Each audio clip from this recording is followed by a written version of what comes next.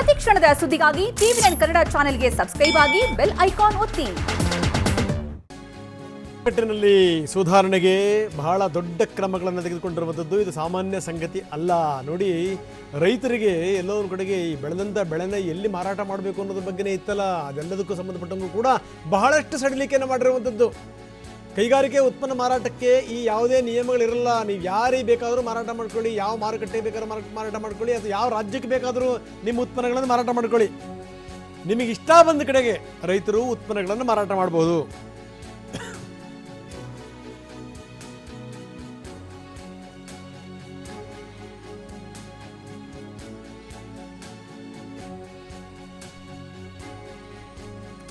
S, ಬಹಳ ಗಮನಿಸಬೇಕಾದಂಥ ಸಂಗತಿ ಇದು. ಕೃಷಿ ಮಾರುಕಟ್ಟೆಯಲ್ಲಿ ಸುಧಾರಣೆಗೆ ಬಹಳ ಅತ್ಯುತ್ತಮವಾದಂಥ ಕ್ರಮಗಳನ್ನು ತೆಗೆದುಕೊಂಡಿದ್ದಾರೆ. APMC ಇದೇನು ಹಿಡ್ತಾ ಇತ್ತಲ್ಲ, ಆ APMC ಹಿಡಿತಾ ನಿಧಾನವಾಗಿ ಕಳಚ್ತಾ ಇದೆ. ಎಲ್ಲೋ ಒಂದು ಕಡೆಗೆ ಈ ಮಧ್ಯವರ್ತಿಗಳ ಕಾಟ ಇತ್ತಲ್ಲ, ಆ ಮಧ್ಯವರ್ತಿಗಳ ಕಾಟದಿಂದ ಮುಕ್ತಿ ಸಿಗಬಹುದು ಅನ್ನುವಂಥದ್ದು. ಇದೆಲ್ಲದರ ಜೊತೆಗೆ ಕರ್ನಾಟಕದ ರಾಗಿಗೆ ಇನ್ನು ಮುಂದೆ ಗ್ಲೋಬಲ್ ಬ್ರ್ಯಾಂಡಿಂಗ್ ಸಿಗುತ್ತೆ. ನಿರ್ಮಲಾ ಸೀತಾರಾಮನ್ ಹೇಳ್ತಾ ಇದ್ರು, ಬೇರೆ ಬೇರೆ ರಾಜ್ಯಗಳ ಪ್ರಮುಖ ಉತ್ಪನ್ನಗಳ ಬಗ್ಗೆ ಹೇಳ್ತಾ ಇದ್ರು. ಅದರಲ್ಲಿ ಕರ್ನಾಟಕದ ರಾಗಿಯನ್ನು ಕೂಡ ಅವರು ಉಲ್ಲೇಖ ಮಾಡಿರುವಂಥದ್ದು. ಬ್ರ್ಯಾಂಡಿಂಗ್ ಮುಖಾಂತರ ಆಹಾರ ಧಾನ್ಯಗಳನ್ನು ಏನಿದೆ, ಆಹಾರ ಧಾನ್ಯಗಳನ್ನು ಜೊತೆಗೆ ಈ ಸಾವಯವ ಪದ್ಧತಿಯಲ್ಲಿ ರಾಗಿ ಬೆಳೀಲಿಕ್ಕೂ ಕೂಡ ಪ್ರೋತ್ಸಾಹವನ್ನು ಕೊಡ್ತೀವಿ ಎನ್ನುವಂಥದ್ದು. ದೇಶಿ ಕೃಷಿ ಉತ್ಪನ್ನ ಮಾರಾಟ ಸೌಲಭ್ಯಕ್ಕೆ 10,000 ಕೋಟಿ ರೂಪಾಯಿ ಮೀಸಲಿಟ್ಟಿದ್ದಾರೆ.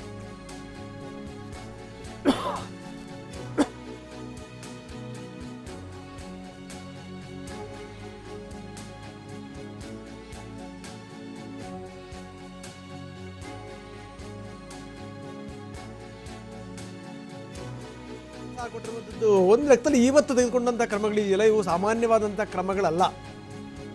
ದೇಶಿ ಕೃಷಿ ಉತ್ಪನ್ನ ಮಾರಾಟ ಸೌಲಭ್ಯಕ್ಕೆ 10,000 ಕೋಟಿ ರೂಪಾಯಿಯನ್ನ ಮೀಸಲಿಟ್ಟಿರುವಂಥದ್ದು. ರಾಗಿ ಬೆಳೆಯಿಂದ ಹಿಡಿದು ನೀವು ಈ ಜೇನು ಸಾಕಾಣಿಕೆ ಮಾಡ್ತಾರಲ್ಲ, ಅಂಥವರ ಬದುಕು ಕೂಡ ಸಿಹಿ ಆಗಬೇಕು. ಈ ನಿಟ್ಟಿನಲ್ಲಿ ಎಲ್ಲ ಕ್ರಮಗಳನ್ನು ಕೂಡ ಕೇಂದ್ರ ತೆಗೆದುಕೊಂಡಿರುವಂಥದ್ದು. ಬ್ರ್ಯಾಂಡಿಂಗ್ ಮುಖಾಂತರ ಆಹಾರ ಉತ್ಪನ್ನಗಳ ಮಾರಾಟಕ್ಕೆ ಹೆಚ್ಚಿನ ಒತ್ತನ್ನು ಕೂಡ ಕೊಡಲಾಗಿದೆ. ತರಕಾರಿ ಸಂಗ್ರಹಣೆಗೆ 500 ಕೋಟಿ ರೂಪಾಯಿ ಮೀಸಲು. ತರಕಾರಿಯ ಸ್ಥಿತಿಗತಿಗಳು ನೋಡ್ತಾ ಇದ್ದೀವಿ ನಾವು, ಎಲ್ಲಿಂದ ಎಲ್ಲಿ ಬಂದು ಮುಟ್ಟಿದೆ ಅಂತ. ಸೊ ಹಿಂಗಾಗ್ಬಿಟ್ರೆ ಕತೆ ಏನಾಗಬೇಕು? ಟೊಮೆಟೊ, ಈರುಳ್ಳಿ, ಆಲೂಗಡ್ಡೆ ಜೊತೆಗೇನಂದರೆ ಈ ಕಾಳುಗಳು, ಕೃಷಿ ಬೆಳೆ ಸಾಗಾಟ, ಉಗ್ರಾಣದಲ್ಲಿ ಸಂಗ್ರಹಕ್ಕೆ 50% ಸಬ್ಸಿಡಿಯನ್ನು ಕೂಡ ಕೊಡಲಾಗಿದೆ. ಪ್ರಾಯೋಗಿಕವಾಗಿ 6 ತಿಂಗಳು ಈ ಯೋಜನೆ ಜಾರಿಗೆ ಬರುತ್ತೆ ಅನ್ನುವಂಥದ್ದು ಬಹಳ ಗಮನಿಸಬೇಕಾದಂಥ ಸಂಗತಿ ಇದು. ಕೃಷಿಯ ಮೂಲಸೌಕರ್ಯ ವೃದ್ಧಿಗೂ ಕೂಡ ಪ್ಯಾಕೇಜ್ನಲ್ಲಿ 1 ಲಕ್ಷ ಕೋಟಿ ರೂಪಾಯಿ ತೆಗೆದಿಟ್ಟಿರುವಂಥದ್ದು. ತರಕಾರಿ ಸಂಗ್ರಹಣೆಗೆ 500 ಕೋಟಿ ರೂಪಾಯಿಯನ್ನು ಮೀಸಲಿಟ್ಟಿದ್ದಾರೆ. ಟೊಮೆಟೊ, ಈರುಳ್ಳಿ, ಆಲೂಗಡ್ಡೆ, ಸೊ ಇವೆಲ್ಲ ನಿತ್ಯ ಬಳಕೆಯ ವಸ್ತುಗಳೇನೇನಿವೆ, ತರಕಾರಿಗಳೇನೇನಿವೆ, ಅದಕ್ಕೆ ಕೃಷಿ ಬೆಳೆ ಸಾಗಾಟ ಆಗಬೇಕು. ಉಗ್ರಾಣದಲ್ಲಿ ಸಂಗ್ರಹಕ್ಕೆ 50% ಸಬ್ಸಿಡಿಯನ್ನು ಕೂಡ ಕೊಟ್ಟಿರುವಂಥದ್ದು. ನೋಡಿ, ಪಶುಸಂಗೋಪನೆ ಮೂಲಸೌಕರ್ಯ ಅಭಿವೃದ್ಧಿಗೋಸ್ಕರ ಹಣ ಕೊಟ್ಟಿದ್ದಾರೆ. 15,000 ಕೋಟಿ ರೂಪಾಯಿ 15,000 ಕೋಟಿ ರೂಪಾಯಿ ನೆರವನ್ನ ಪಶುಸಂಗೋಪನೆಗೆ ಇಟ್ಟಿರುವಂಥದ್ದು. ಇನ್ನು ನಾನು ಹೇಳ್ತಾ ಇದ್ದೆ, ಕೃಷಿಯ ಮೂಲಸೌಕರ್ಯ ವೃದ್ಧಿಗೆ ಪ್ಯಾಕೇಜ್ನಲ್ಲಿ 1 ಲಕ್ಷ ಕೋಟಿ ತೆಗೆದಿಟ್ಟಿರೋದು. ಸೂಕ್ತವಾಗಿ ಬಳಸಿದರೆ ಮಾತ್ರ. ಇನ್ನೆಂದು ಕೋಲಾರದ ರೈತರು ಈ ಹೈವೇ ಮೇಲೆ ಟೊಮೆಟೊ ಚೆಲ್ಲಲ್ಲ ಅಂತ ಅನ್ಸುತ್ತೆ ಬಹುಶಃ, ಅಂತ ದಿನಗಳು ಬರಲಿ. ಆದರೆ ಮತ್ತೆ ನಾನು ಹೇಳ್ತಾ ಇದ್ದೀನಿ, ಸೂಕ್ತವಾಗಿ ಬಳಸಿದರೆ ಮಾತ್ರ. 15,000 ಕೋಟಿ ರೂಪಾಯಿಯನ್ನ ಪಶುಸಂಗೋಪನೆಗೆ ಮೀಸಲಿಟ್ಟಿರುವಂಥದ್ದು. ಎಲ್ಲ ವಿವರಗಳನ್ನು ನಾವು ನಿಮ್ಮ ಮುಂದೆ ಇಡ್ತಾ ಹೋಗ್ತಾ ಇದ್ದೀವಿ. ಒಂದೊಂದು ಪಾಯಿಂಟ್ ಟು ಪಾಯಿಂಟ್ ಇಡ್ತಾ ಇದ್ದೀವಿ. 1 ಲಕ್ಷ ಕೋಟಿ ಕೃಷಿ ಮೂಲಸೌಕರ್ಯಕ್ಕೆ ಇಟ್ಟಿರೋದು.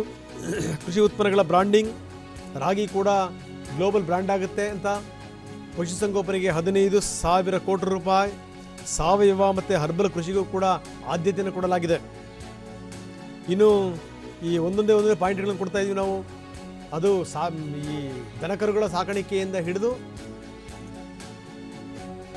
ಈ ಮತ್ಸ್ಯಾಭಿವೃದ್ಧಿ, ಈ ಮತ್ಸ್ಯೋದ್ಯಮ ಇದೆಯಲ್ಲ, ಇದಕ್ಕೆ ಸಂಬಂಧಪಟ್ಟಂಗೂ ಕೂಡ ಹರ್ಬಲ್ ವಿಚಾರಕ್ಕೆ, ಗಿಡಮೂಲಿಕೆ ವಿಚಾರಕ್ಕೆ ಸಂಬಂಧಪಟ್ಟಂಗೆ ಗಿಡಮೂಲಿಕೆ ಕೃಷಿ ಉತ್ತೇಜನಕ್ಕೆ 4,000 ಕೋಟಿ ರೂಪಾಯಿಯನ್ನ ಮೀಸಲಿಡಲಾಗಿದೆ. ಗಿಡಮೂಲಿಕೆ ಕೃಷಿಗೆ 4,000 ಕೋಟಿ ರೂಪಾಯಿ. ಬಹಳ ಒಳ್ಳೆ ಮಾತನ್ನು ಹೇಳಿದ್ರು ಅನುರಾಗ್ ಠಾಕೂರ್ ಈ ಸಂದರ್ಭದಲ್ಲಿ. ಮೊನ್ನೆ ಕೋವಿಡ್ ಬಂದಂಥ ಸಂದರ್ಭದಲ್ಲಿ ನಿಜಕ್ಕೂ ನಮ್ಮ ಈ ದೇಶೀಯ ವಸ್ತುಗಳು ಏನೇನಿದೆಯಲ್ಲ, ಅದರ ಶಕ್ತಿ ಸಾಮರ್ಥ್ಯಗಳೇನು ಅನ್ನೋದರ ಪರಿಚಯ ನಮಗೆ ಆಗಿದೆ ಅಂತ. ಅಟ್ಲೀಸ್ಟ್ ಏನು ಅಂದರೆ, ಯೋಗಕ್ಕೆ ಹೆಂಗೆ ಈ ಪ್ರಪಂಚದಾದ್ಯಂತ ಸ್ಥಾನಮಾನ ಸಿಗ್ತಲ್ಲ, ಆಯುರ್ವೇದಕ್ಕೂ ಸಿಗಬೇಕು, ಗಿಡಮೂಲಿಕೆ ಔಷಧಿಗಳಿಗೂ ಸಿಗಬೇಕು. ಅಂಥ ಒಂದು ದಿನ ಬರ್ತಾ ಇದೆ ಅಂತ ಅನಿಸ್ತಾ ಇದೆ. ಜೇನು ಸಾಕಾಣಿಕೆಗೆ 500 ಕೋಟಿ ರೂಪಾಯಿ. ಅದಕ್ಕೆ ನಾನು ಹೇಳ್ತಾ ಇದ್ದೆ, ಜೇನು ಸಾಕಾಣಿಕೆಯವರಿಗೆ ನಷ್ಟ ಆಗ್ತಾ ಇದೆ, ಬರೀ ಏನು ಅಂತ ನಮಗೊಂಥರ ಕುಟುಕಿಸ್ಕೊಂಡಂಥ ಅನುಭವ ಆಗುತ್ತೆ ಅಂತ. ಈಗ ಇಲ್ಲ, ಜೇನು ಉತ್ಪಾದಕರಿಗೂ ಕೂಡ ಒಂದು ಲೆಕ್ಕದಲ್ಲಿ ಅವ್ರ ಬದುಕು ಕೂಡ ಸಿಹಿ ಆಗಬೇಕು ಅಂತ ಜೇನು ಸಾಕಾಣಿಕೆಗೆ 500 ಕೋಟಿ ರೂಪಾಯಿ ನೆರವನ್ನ ಘೋಷಣೆ ಮಾಡಿರುವಂಥದ್ದು.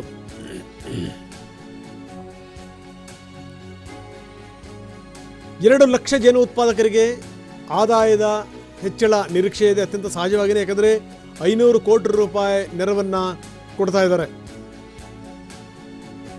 ಪ್ರಮುಖವಾಗಿ ಕಾನ್ಸಂಟ್ರೇಟ್ ಮಾಡಿರುವಂಥದ್ದು ಪಕ್ಕಾ ರೈತರಿಗೋಸ್ಕರನೇ. ಯಾಕಂದ್ರೆ ಮೊನ್ನೆ ಸಹಜವಾದಂಥ ದನಿಗಳಿದ್ದಿದ್ವು. ರೈತರ ಬಗ್ಗೆ ಅವ್ರು ಏನು ಮಾಡಿದರು, ನಿನ್ನೆ ನಮ್ಮ ಪ್ಯಾನಲಿಸ್ಟ್ ಕೂಡ ಕೇಳ್ತಾ ಇದ್ರು, ನಮ್ಮ ಪ್ರೊಫೆಸರ್ ಅವರು. ರೈತರಿಗೆ ಇವರು ಸಣ್ಣ ರೈತರು ದೊಡ್ಡ ರೈತರು ಅಂತ ಫಸ್ಟು ಡಿವೈಡ್ ಮಾಡೋವಂಥದ್ದು ಮಹಾಪರಾಧ ಇದು. ಬರೀ ಇವರು ಈ ಸಣ್ಣ ರೈತರಿಗೆ ಅಂತ ಘೋಷಣೆ ಮಾಡಿಬಿಟ್ರೆ ಏನು ಮಾಡ್ಬೇಕು ನಾವು ಅಂತೇಳಿ ಅಂತ. ಇವತ್ತು ಬಹುಶಃ ಉತ್ತರ ಸಿಕ್ಕಿದೆ ಅಂತ ನಾನು ಭಾವಿಸ್ತೀನಿ. ನರಸಿಂಹಪ್ಪನವರು ನಮ್ಮ ಜೊತೆಗೆ ಸಂಪರ್ಕಕ್ಕೆ ಬರ್ತಾರೆ ಇನ್ನು ಸ್ವಲ್ಪ ಹೊತ್ತಿಗೆ. ಅವ್ರ ಜೊತೆ ನಾನು ಚರ್ಚೆ ಮಾಡ್ತೀನಿ. ಎಷ್ಟರ ಮಟ್ಟಿಗೆ ಇವತ್ತಿನ ಡೆವಲಪ್ಮೆಂಟ್ ಇದೆಯಲ್ಲ ಅದ್ರ ಬಗ್ಗೆ ಏನು ಹೇಳ್ತಾರೆ ಕೇಳೋಣ. ಮೀನುಗಾರರಿಗೆ ಮತ್ಸ್ಯೋದ್ಯಮಕ್ಕೆ ಒಂದು ದೊಡ್ಡ ಬೆಂಬಲ. ಮೀನುಗಾರಿಕೆಗೆ 20,000 ಕೋಟಿ ರೂಪಾಯಿನ ನೀಡ್ತೀವಿ ಅಂತ ನಿರ್ಮಲಾ ಸೀತಾರಾಮನ್ ಘೋಷಣೆ ಮಾಡಿದ್ದಾರೆ. ಇಲ್ಲಿ ಸಾಮಾನು ಸರಂಜಾಮುಗಳು, ಹೊಸ ಬೋಟ್ಗಳು ಇವೆಲ್ಲವನ್ನು ಕೂಡ ಖರೀದಿ ಮಾಡಬಹುದು.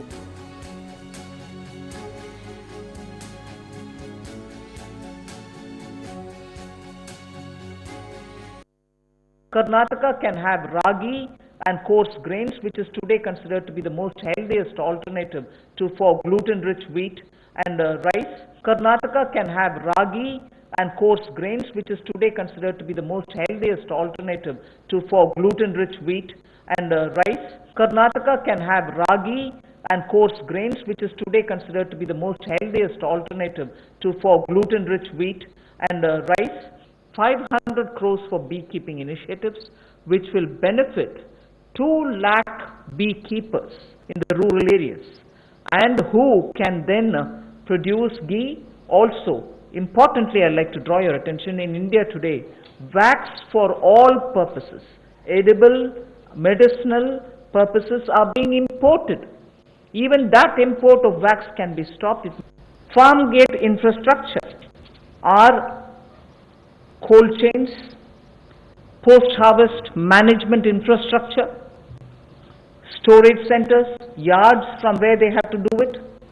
So this fund for 1 lakh crore is being created. Here private entrepreneurs, agricultural entrepreneurs, startups, all of whom are now looking at facilitating by procuring from the farmers and reaching out with value addition to the global markets, don't have. Just Bengaluru ಪ್ರತಿದಿನ ರಾತ್ರಿ 10 ಗಂಟೆಗೆ TV9 ನಲ್ಲಿ ಮಾತ್ರ.